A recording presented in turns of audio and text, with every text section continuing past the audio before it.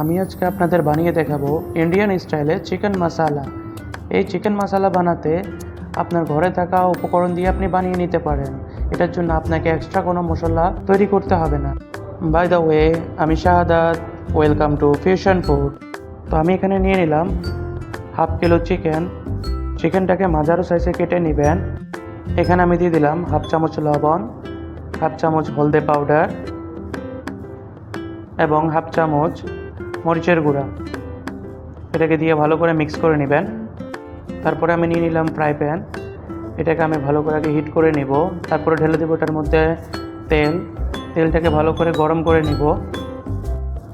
তারপর এটার মধ্যে দিয়ে দিলাম তেজপাতা, দারচিনি 2 পিস, দিয়ে দিব এটার মধ্যে এলাচি 4 থেকে 5 পিস। তারপরে দিয়ে দিব এটার মধ্যে গোলমরিচ 4 থেকে 5 পিস। তারপর আমি এটার মধ্যে দিয়ে দিলাম পেঁয়াজগুলোকে আমি আগেই কেটে রেখেছিলাম। পেঁয়াজগুলো দিয়ে দেওয়ার পরে এটাকে হালকা নেড়ে দেব। যখন পেঁয়াজটা এভাবে নরম হয়ে আসবে তখন এটার মধ্যে ঢেলে দেবো আমরা মরিচ। 4-5টা মরিচ আমি কেটে নিয়েছিলাম। মরিচটা দিয়ে এরপর আমি আবার নাড়িয়ে ছাড়িয়ে আবার রেখে দেব অল্প কিছুক্ষণের জন্য। যখন পেঁয়াজটা নরম হয়ে যাবে আমরা দিয়ে দিব এটার মধ্যে টমেটো। পেঁয়াজটাকে ব্রাউন করা যাবে না, পেঁয়াজটাকে নর্মালি আপনি কুক করে নেবেন। পেঁয়াজটা ব্রাউন হলে এটার কালারটা আপনার চেঞ্জ হয়ে যাবে। তারপর আমরা এটাকে ঢাকনা দিয়ে ছেড়ে দেব টমেটোটা কুক হওয়ার জন্য। টমেটোটা এভাবে যখন কুক হবে হালকা, তখন হালকা এটা আবার খুলে নেড়ে চেড়ে দিতে হবে। তো আপনার এটা কুক করতে করতে যখন এই পর্যায়ে কালারটা চলে আসবে তখন আমরা এটার মধ্যে অ্যাড করে দেব চিকেন। আমরা চিকেনটাকে হালকা নেড়ে চেড়ে নেব। চিকেনে আমরা কোনো ধরনের পানি ইউজ করব না। এটা চিকেনের থেকে পানি বের হয়ে ওইটাতে কুক হবে। চিকেনে কোনো ধরনের পানি ইউজ করা যাবে না। তো আমরা এই পর্যায়ে দিয়ে দিব ধনিয়া হাফ চা চামচ, জিরা হাফ চা চামচ। তারপর আমরা দিয়ে দেব গরম মশলা হাফ চা চামচ। তারপরে দিলাম হলুদ হাফ চা চামচ।